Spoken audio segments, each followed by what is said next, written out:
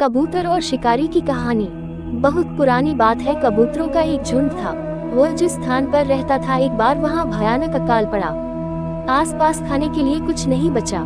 झुंड के सभी कबूतर भूखे थे। कबूतरों के मुखिया का नाम चित्रगुप्त था। कबूतरों के झुंड को चित्रगुप्त ने अनाज की तलाश में दूसरी जगह उड़ान भरने का आदेश दिया।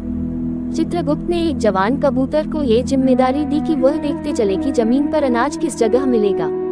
वह जवान कबूतर सबसे नीचे उड़ान भर रहा था। भूख के कारण सभी कबूतरों शक्ति क्षीण होने लगी थी। जवान कबूतर को एक जगह अनाज बिखरा हुआ दिखलाई दिया। उसने जानकारी चित्रगुप्त को दी। भूख से व्याकुल झुंड की परेशानी को देखते हुए चित्रगुप्त ने झुंड को नीचे उतरने का आदेश दिया। कबूतर शिकारी के जाल में कैसे फंसे। सभी कबूतर नीचे उतारकर दाना चुगने लगे, लेकिन वह दाने एक शिकारी बहेलिया ने फेंक रखे थे और एक वृक्ष पर जाल तान रखा था। जैसे ही कबूतरों के झुंड ने दाना चुगना शुरू ही किया था कि शिकारी ने जाल नीचे गिरा दिया। अब कबूतरों का पूरा झुंड उस जाल में फंस गया। कबूतरों का सरदार चित्रगुप्त पछताते हुए कहता है, ओह, यहाँ तो शिकारी ने जाल फेंका था और हम भूख से इतने व्याकुल थे कि दाना चुगने के पहले हमने कुछ सोचा ही नहीं। उनमें से कुछ कबूतर बचाओ बचाओ चिल्लाने लगे और कुछ रोने लगे। किसी ने कहा, शिकारी अब हम सभी को मार देगा।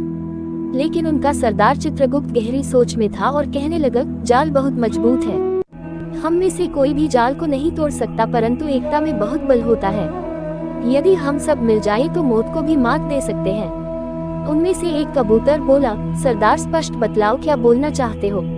सरदार चित्रगुप्त बोला, तुम सब मिलकर अपनी अपनी चोंच से जाल को पकड़ना, और जब मैं उड़ने के लिए फुट बोलूं तो सब एक साथ उड़ जाना।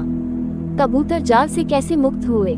सभी कबूतरों ने सरदार की बात मान ली और आगे की योजना बनाई। शिकारी कबूतरों की तरफ ही आ रहा था। उसके जाल तक आने से पहले ही चित्रगुप्त ने फुट बोला और सारे कबूतरों ने एक साथ दम लगाकर उड़ान भरी तो पूरा जाल ऊपर उठ गया और कबूतर जाल को लेकर उड़ गए। ये दृश्य देखकर शिकारी भी अचंभित हो गया।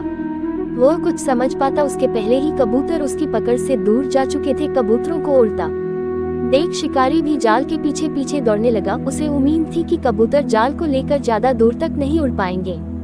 कबूतरों के सरदार चित्रगुप्त ने शिकारी को पीछे आते देखा तो वह थोड़ा भयभीत हुआ, परंतु उसने जाल से निकलने की योजना भी बना ली थी। पास की एक पहाड़ी पर उसका एक मित्र हिरण्यक नामक चूहा रहता था।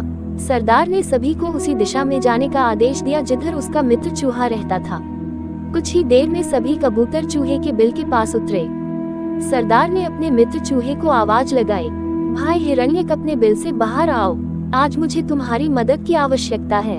हिरण्यक चूहा अपने मित्र चित्रगुप्त की आवाज पहचान गया और जैसे ही बिल से बाहर आया, चित्रगुप्त ने संक्षेप में सारा किस्सा सुना दिया और जल्द से जल्द जाल काटने के लिए कहा।